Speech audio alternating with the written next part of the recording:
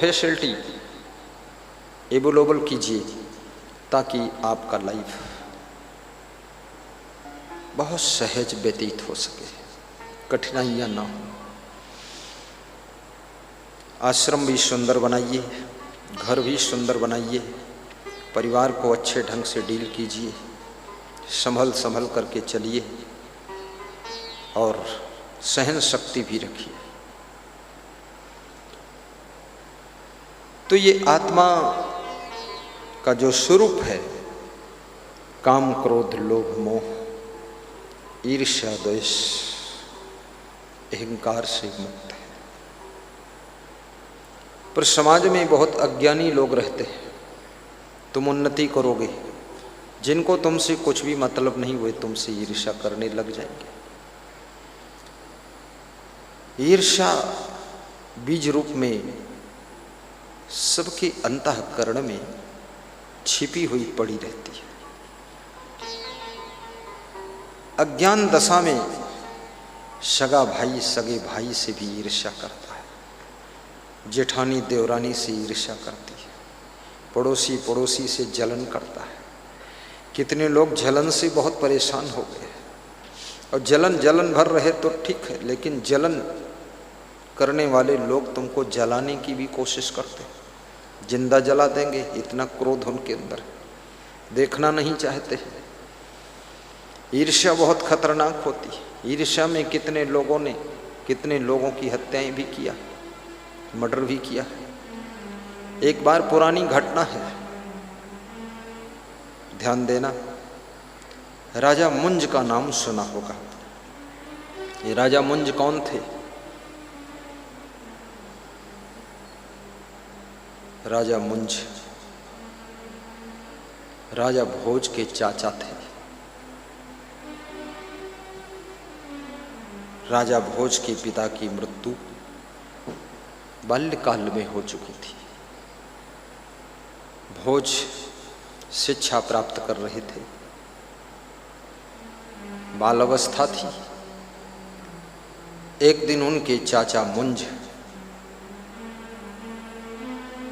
विद्यालय में जाते हैं, शिक्षकों से पूछते हैं कि मेरा भतीजा पढ़ने में कैसा है।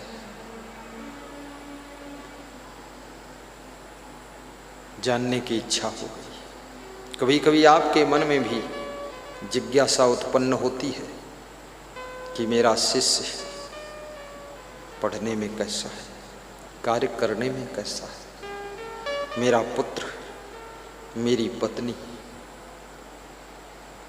तुम जानना चाहते हो इसकी बुद्धि कैसी है, होशियार है कि बैधी है, दिमाग है कि नहीं है, 0/10 जीरो है, क्या है।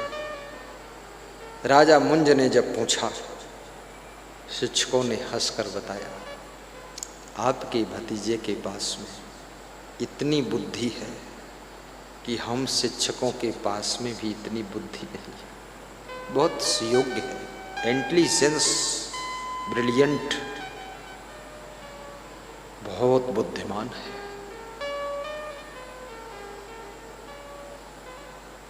जो स्कूल में पढ़ाता हूँ, इमीडिएट इसकी मेमोरी में छप जाता है। आपका भतीजा बहुत बुद्धिमान है। ये सुन करके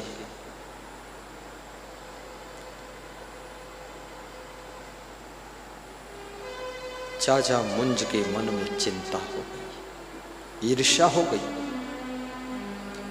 कि एक दिन ये भतीजा जब जवान होगा और मेरा शरीर धीरे धीरे ढलेगा, इतना बुद्धिमान है तो यही राजगद्दी पर बैठेगा, उससे पहले इसको खत्म करना चाहिए। ऐसा इरादा बना लिया। ईर्ष्या क्या नहीं कर सकती है। कितने ईर्ष्यालुओं ने बहुत लोगों के घर बर्बाद कर दिए, कितने जलन करने वालों ने आश्रम बर्बाद किए। कितने झरसुआ लोगों ने अपने रिश्तेदारों का घर तहस नहस कर डाला। कितनी जलन करने वाली बहनों ने अपने भाई का घर तबाह कर दिया। ईर्ष्या कोई साधारण चीज नहीं है। राजनीतिक क्षेत्र में भी ईर्ष्या का प्रभाव देखने को मिलता है।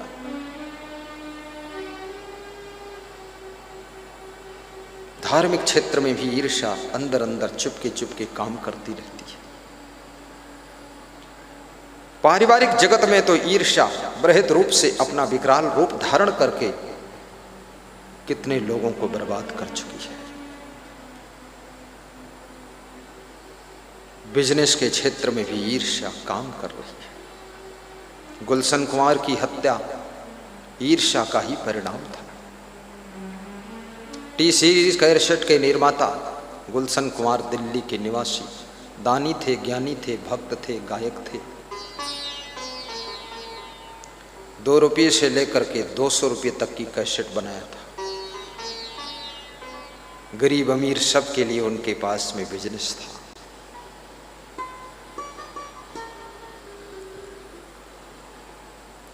उनके कंपटीशन में कोई टिक नहीं पा रहा था। अंततः ईर्ष्यालुओं ने उनकी हत्या कर दिया। गुलशन कुमार इतना धार्मिक व्यक्ति था, उसकी दिवंगत आत्मा को शांति प्राप्त हो, उसका यश सदैव जीवित रहे, ऐसा व्यास का दी शुभकामना कर रही है। वैष्णो देवी के मंदिर में निरंतर जब तक दर्शनार्थी आते थे तब तक उसकी ओर से निःशुल्क भंडारा चलता था। छोले पूड़ी, खीर पूड़ी, सब्जी, दाल चावल, सेवई, हलवा, करोड़ों रुपया दर्शनार्थियों की सेवा में खर्च करता था। लेकिन ईर्ष्या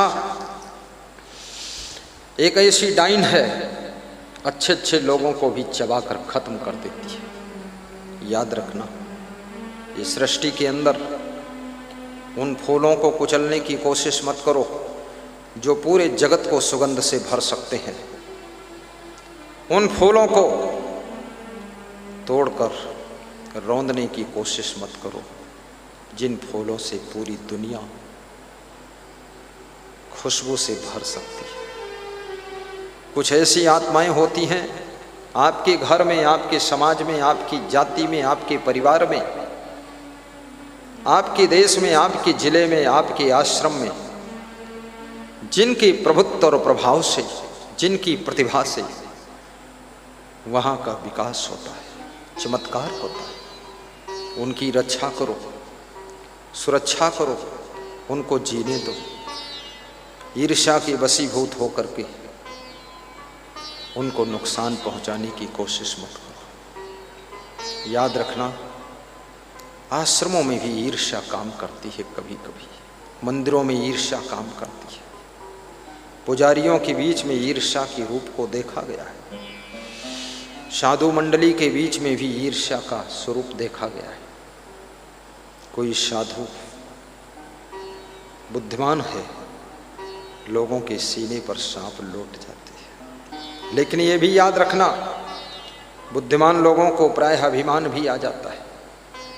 बुद्धिमान हैं आप, अच्छी बात है, लेकिन आपको यदि बुद्धिमानी का अभिमान है तो ये बहुत बुरी बात है। फिर तो ऐसे है जैसे खीर तो बनी है पर उसमें मक्खी पड़ गई। मक्खी नहीं पड़ना चाहिए, अहंकार की मक्खियां पड़ने मत दो।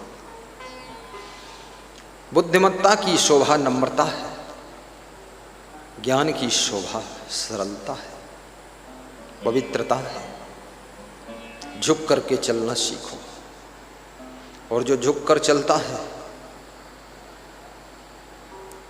कहते हैं जब आंधी आती है जो पेड़ झुक जाते हैं वो बच जाते हैं, जो अकड़ जाते हैं वे टूट जाते हैं। अकड़ आपको तोड़ देगी, झुक जाओगे तो बच जाओगे। आंधी भी दया कर देती है, ऊपर ऊपर छूते छूते निकल जाती है। इसलिए विनम्र होकर जीना सीखो। अकड़ की भाषा का प्रयोग भी मत करो। आपने कितना विकास किया है, कितनी उन्नति किया है, लेकिन यदि अभिमान आ गया आपको